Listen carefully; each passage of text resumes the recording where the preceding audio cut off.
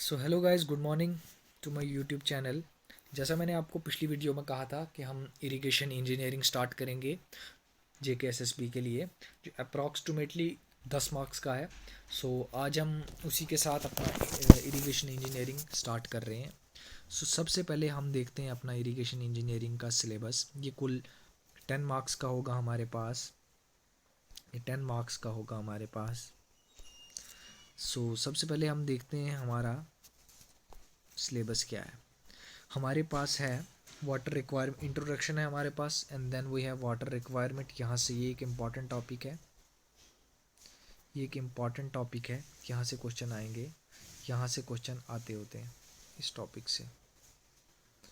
Then we have hydrological cycles, dam, canals, canal head work and regulatory work, cross drainage work, hydraulic structure, river training work, water logging, drainage. Water logging ये भी बहुत important topic है, यहाँ से question आपको देखने को मिलेंगे।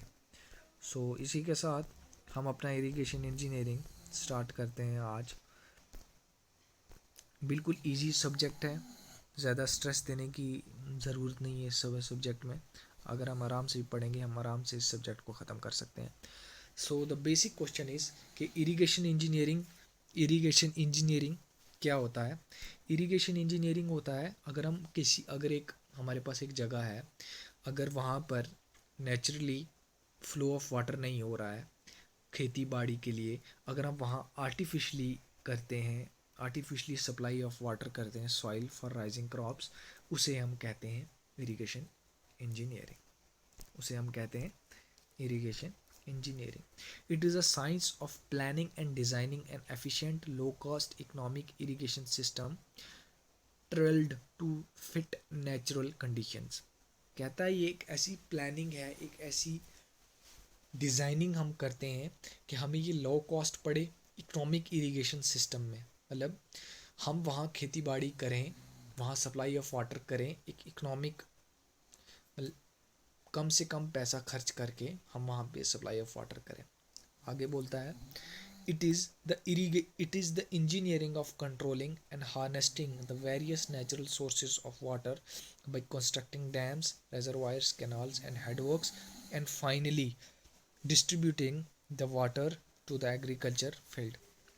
कहता है हम पहले एक जगह पानी स्टोर करेंगे, लाइकवाइज डैम्स में, रेजरवाइर्स में, कैनाल्स में, हेडवर्क्स में, और वहाँ से हम पानी डिस्ट्रीब्यूट करेंगे, वहाँ से हम पानी डिस्ट्रीब्यूट करेंगे। आप रुकिए 2 सेकंड। एंड नेक्स्ट है हमारे पास, irrigation engineering includes the study and design of work in connection with river control, drainage of water locked area and generation of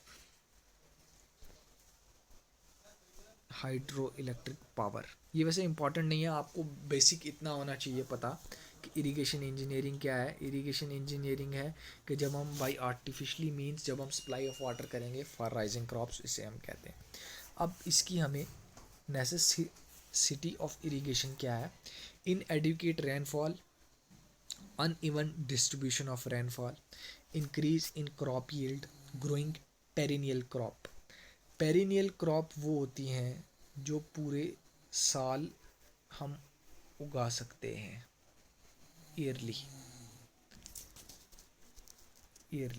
जो हम पूरे साल उगा सकते हैं, उसे हम कहते हैं पेरिनियल क्रॉप्स। नेक्स्ट है growing 2 or 3 crops in a year. Next है prevention from droughts and famine. बोल रहा है कि इसकी ज़रूरत क्या है हमें। कई बार इन एडविकेट रेनफॉल होती है, यानी कि प्रॉपर रेनफॉल नहीं होती है, वहाँ हम पानी बेच के कर सकते हैं। इससे क्या होता है हमारे पास, इससे क्रॉप यील्ड इंक्रीज़ होती है। ग्रोइंग पेरिनियल क्रॉप, सालाना crops, like wise sugar cane हम ग्रो करवा सकते हैं।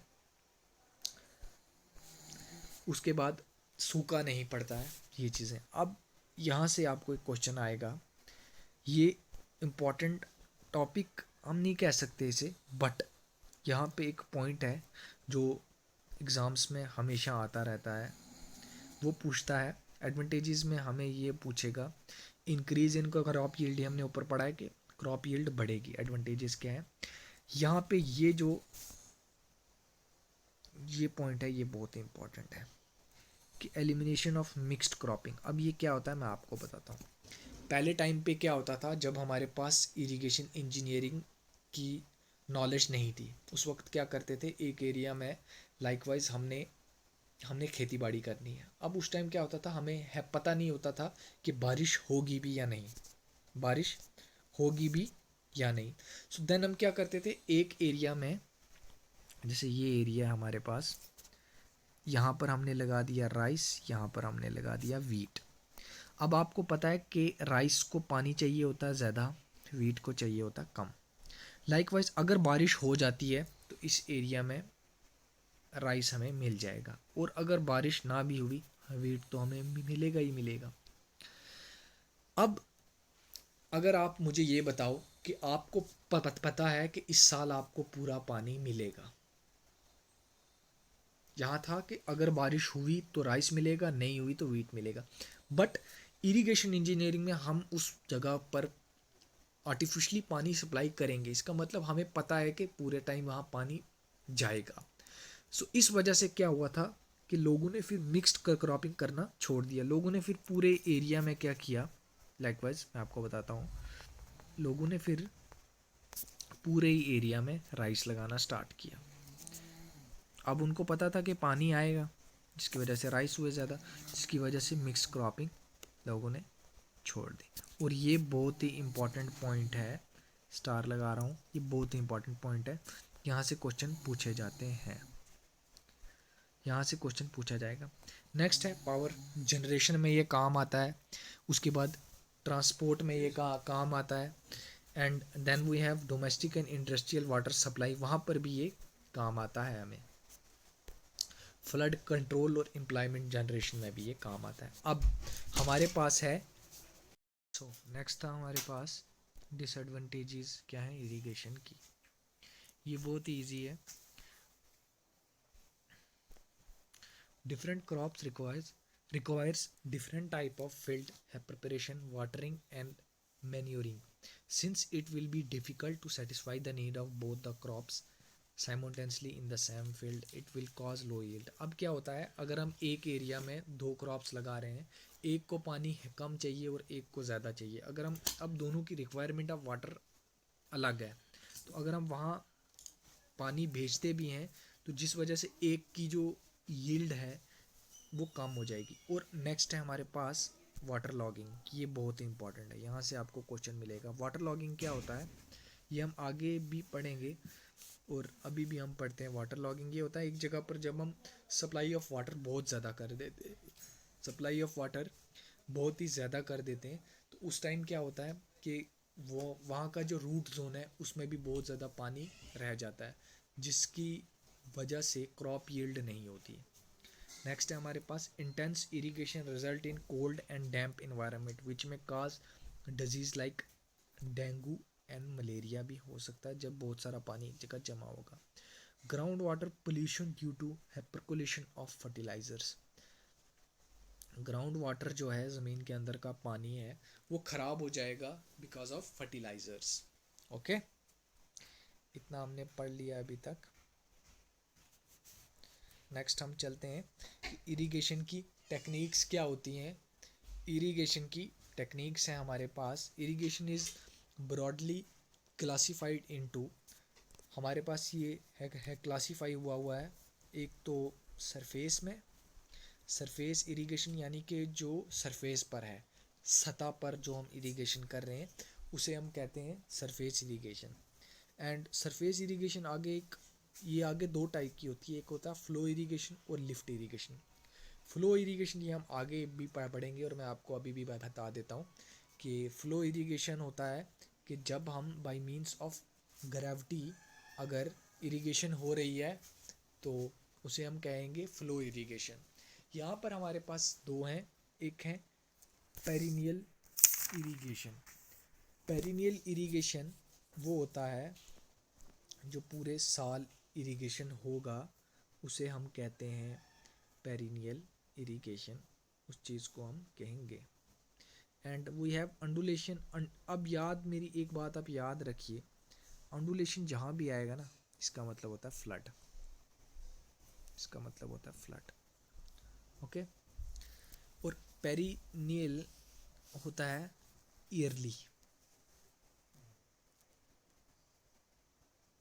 आप अभी रिलैक्स कीजिए, मतलब सिर्फ जो मैं अभी आपको बता रहा हूँ इसको आप समराइज़ कीजिए, समझिए मैं क्या बोलना चाहता हूँ।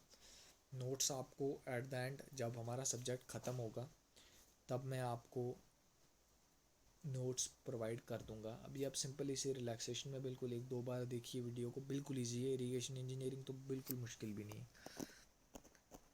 और मैं आपको दिखाता रहूँगा कि कहाँ से इम्पॉर्टेंट है, कौन कौन सा इम्पॉर्टेंट टॉपिक है। आगे हमारे पास सब सरफेस इरिगेशन आता है। यहाँ पर हमारे पास होता है नेचुरल इरिगेशन और आर्टिफिशियल इंजीनियरिंग। नेक्स्ट हमारे पास सरफेस इरिगेशन। सरफेस इरिगेशन वो होता है जो हम सरफेस पे कर रहे हैं, यानी कि यहाँ पर जो इरिगेशन हो रहा है उसे हम कहेंगे सरफेस इरिगेशन। ओके। अब यहाँ पर क्या होता है कि factor involve in surface irrigation में भी इस पर क्वेश्चन पूछा जा सकता है। May be chances are there कि शायद क्वेश्चन पूछेगा कि which one of this factor is involve in surface irrigation. वहाँ आपको चार ऑप्शन देगा। उसमें देखिए सरफेस इरिगेशन क्या हुआ, सरफेस पे अगर आप इरिगेशन कर रहे हैं तो आपको भी ऑटोमेटिकली ये चीज़ है पता होगी कि सरफेस स्लोप पे होता है वो डिपेंड, रफनेस पे डिपेंड होगा, डेप्थ ऑफ वाटर पे डिपेंड होगा, length of run of time पे डिपेंड होगा, size shape of water course पे डिपेंड होगा ये, और डिस्चार्ज पे डिपेंड होगा, फील्ड रेजिस्टेंस टू इरोजन। अब मैं आपको समझाता हूँ ये। सबसे पहले स्लोप के ढलान कितनी है सरफेस पे, दूसरा सरफेस कितना रफ है, तीसरा कि डेप्थ ऑफ वाटर जो हम वहाँ पे अप्लाई करेंगे कितना पानी की depth, length of run and time required कितना हमें वक्त लगेगा उस इरिगेशन में करने में, size and shape of water course and discharge of water course, और फील्ड कितना रेजिस्टेंस है इरोजन का। Next we have type of surface irrigation. ये है फ्लो इरिगेशन हमारे पास। टाइप ऑफ सरफेस इरिगेशन की कौन कौन सी टाइप है हमारे पास। ये एक है फ्लो इरिगेशन, जैसा मैंने आपको बताया था, अगर हायर एलिवेशन से हम जा रहे हैं, लेट्स सपोज पहाड़ी पर है, किसी ने पानी फेंका है पहाड़ी के एंड पर, यह है पहाड़ी पर, यहाँ पर पानी है, वो तो इधर ही आएगा ना या इधर जाएगा, क्यों? Because of gravity, because of gravity ये जाएगा। Then we have lift. Lift irrigation मतलब अगर हम कोई मैकेनिकल फोर्स, यानी कि आप समझिए एक ट्यूबवेल है, अगर हम वहाँ से पानी निकाल रहे हैं, ये है ट्यूबवेल, ऑटोमेटिकली जब हम यहाँ से पानी निकालेंगे तो हमें मैकेनिकल फोर्स लगेगी।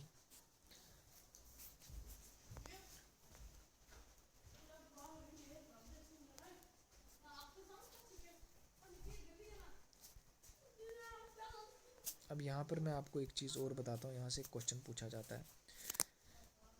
ट्यूबवेल होता है दो टाइप का, एक होता है डीप, एक होता है शैलो।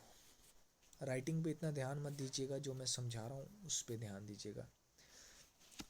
ट्यूबवेल होता है, एक होता है डीप, एक होता है शैलो। डीप क्या हुआ मतलब, डीप होता है, कुछ लोग बोलेंगे सर डीप वो होता है यानी कि मतलब यहाँ से पानी हम ले रहे हैं, या और शैलो क्या होगा फिर?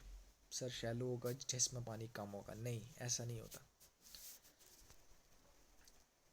अगर पानी हम यहाँ से ले रहे हैं इसको हम डीप बोलेंगे, अगर पानी यहाँ से हम ले रहे हैं, इसे मैं कलर थोड़ा चेंज कर देता हूँ आपको जिससे अच्छी तरह पता चलेगा।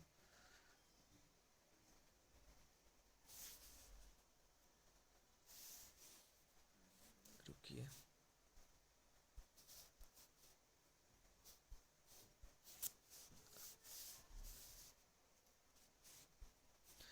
जैसे यहाँ से अगर हम करेंगे इसे शैलो कहेंगे। और यहाँ पर एक बात पूछता है आपको, ये बात आपको पूछेगा, वो बात है ये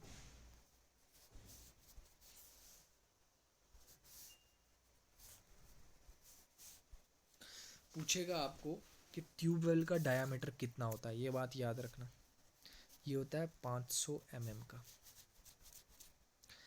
ठीक है। 500 mm का डायामीटर होता है ट्यूबवेल का, ये बहुत इंपॉर्टेंट है। नेक्स्ट लिफ्ट का मैंने आपको पहले बता दिया है, फ्लो इरिगेशन। अब रुकिए आप, मैं आपको एक इम्पॉर्टेंट टॉपिक बताता हूँ जहाँ से क्वेश्चन आएगा। इसको आप अलग से, अगर आप नोट्स बना रहे हैं तो आप वहाँ लिखिए, अगर नहीं बना रहे हैं तो समझ लीजिए फिलहाल। क्या होता है कि क्लासिफिकेशन हमारे पास इरिगेशन में होते हैं प्रोजेक्ट्स, इरिगेशन प्रोजेक्ट होते हैं हमारे पास, प्रोजेक्ट। अब ये पूछेगा आपको कि क्लासिफिकेशन ऑफ इरिगेशन प्रोजेक्ट्स किस पे होती है, ये सीसीए पे होती है। सीसीए मतलब culturable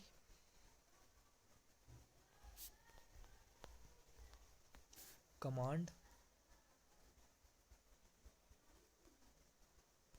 area, culturable command area पूछेगा आपको ये क्वेश्चन, इसे टिक लगा दीजिए। ओके, इसी के साथ है एक चीज़ और, वो है कि अगर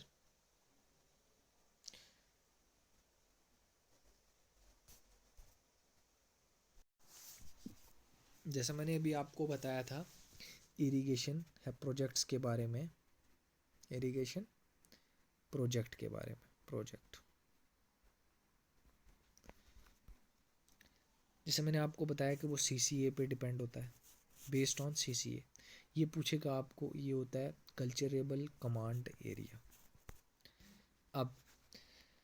अब आपको वो पूछेगा, मुझे बताओ जी सीसीए की वैल्यू क्या है। हमारे पास है प्रोजेक्ट्स होते हैं, तो जैसा मैं अभी आपको बता रहा था, प्रोजेक्ट्स में क्या होता है कि हमारे पास है प्रोजेक्ट्स होते हैं मेजर है प्रोजेक्ट, मेजर हमारे पास होता है प्रोजेक्ट एक होता है मीडियम प्रोजेक्ट, एक होता है माइनर प्रोजेक्ट। ओके, हमारे पास 3 टाइप के प्रोजेक्ट्स होते हैं।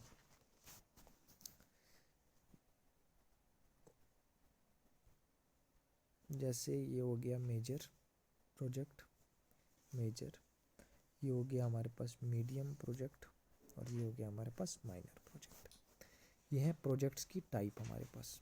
अब यहाँ से ये क्वेश्चन हमें पूछेगा, बोलेगा इनकी सीसी वैल्यू बताओ, इनकी सीसी वैल्यू बताओ जी। सीसी वैल्यू असल में है क्या, सीसी वैल्यू है कि कितने एरिए पर वो कल्टीवेट कर रहे हैं उस चीज़ को, बस मतलब कनाल है, 1 कनाल है, 2 कनाल है, 10 कनाल है, 20 कनाल है, ये सिर्फ वो एरिया बता रहा है। सबसे पहले मेजर, अगर एरिया हमारे पास 10,000 से अगर हमारे पास एरिया ज़्यादा है, 10,000 से अगर हमारे पास एरिया ज़्यादा है, उसको हम बोलेंगे मेजर इरिगेशन प्रोजेक्ट। अगर हमारा वो 2,000 से 8,000 के बीच है तो हम उसे बोलेंगे मीडियम प्रोजेक्ट। और अगर हमारे पास 2,000 से कम है तो हम उसे बोलेंगे माइनर प्रोजेक्ट। इतना हो गया।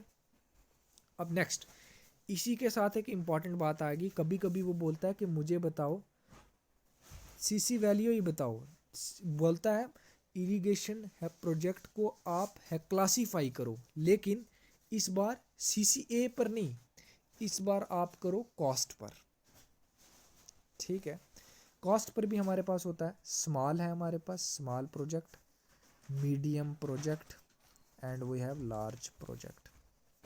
ओके, स्मॉल प्रोजेक्ट वो हुआ जिस पर हमें 50 लाख का खर्चा आ रहा है। ओके, उसको हम स्मॉल प्रोजेक्ट बोलेंगे। अगर किसी पर हमें 0.5 टू 5 करोड़, यानी कि 50 लाख से 5 करोड़ के बीच बीच आ रहा है खर्चा, उसे हम मीडियम बोलेंगे, मीडियम इरिगेशन प्रोजेक्ट। और अगर किसी पर हमें 5 करोड़ से ज़्यादा आ रहा है तो हम उसे बोलेंगे लार्ज है प्रोजेक्ट, उसे को हम बोलेंगे। सो आई थिंक आज के लिए इतना बहुत है, क्योंकि अब ये वीडियो ज़्यादा हो जाएगी लंबी, तो कल हम पढ़ेंगे इसके आगे, हम कल पढ़ेंगे।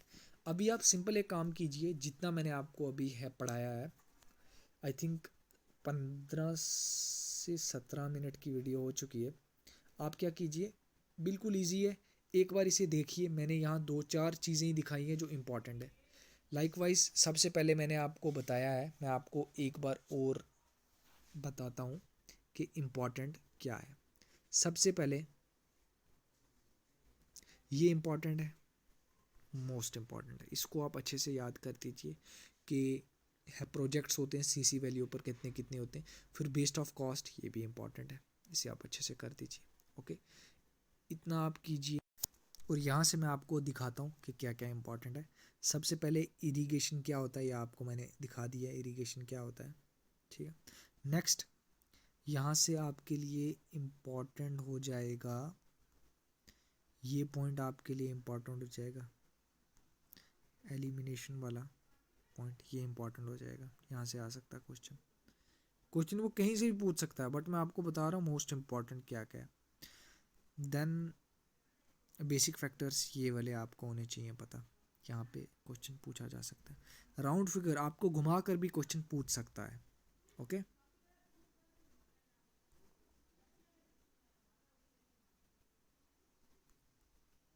आई थिंक आज के लिए इतना बहुत है, जितना मैंने अभी आपको पढ़ाया इतना रिवाइज कीजिए अच्छे से, बिल्कुल ईजी है, रिवाइज कीजिए। बाकी हम नेक्स्ट क्लास में पढ़ेंगे, हम पढ़ेंगे टाइप्स ऑफ फ्लो इरिगेशन से, हम आगे आगे पढ़ेंगे। तो थैंक यू आज के लिए, वेलकम।